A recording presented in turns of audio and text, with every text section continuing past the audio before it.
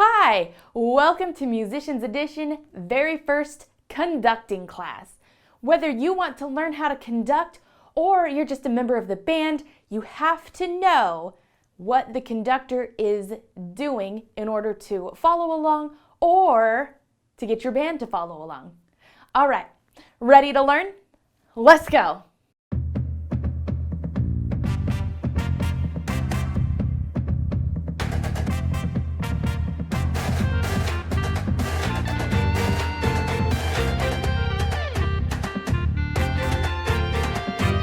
All right, so you should know some of your music theory before you start conducting. If you don't know any of the time signatures or the counts or anything like that, please check out our music theory lesson. You're gonna wanna know. All right, so this conducting lesson is going to just be the basics. We're gonna do the time signature 4/4, which means we have 4 beats to the measure with the quarter note getting the beat. So once again, you're gonna need to know that there's 4 beats in each measure. So 1, 2, 3, 4, 1, 2, 3, 4. That's all it is. And we're just gonna learn the simple basic motions. All right, so to conduct in 4/4, our hand is going to start about here. And then our beat 1 is actually down. So it's 1, and then 2 goes to the left like an L, 1, 2, and then 3 is like this, and I do a little bit of a swooping, almost like a tad bit of a J. 1, 2, and then 3 is the opposite direction. So 3 goes to the right, 1, 2, 3, and then 4 is just a swoop motion back up. 1, 2, 3, 4. 1, 2, 3, 4. All right, so try it with me. Hands up. 1, 2, 3, 4. 1, 2, 3, 4. So if you're conducting, that's the way it goes. And if you're just in the band watching your director, you know that this is 1, 2, 3, 4. So if you happen to get off your counts, you can get back on count by seeing where the director is on the counts.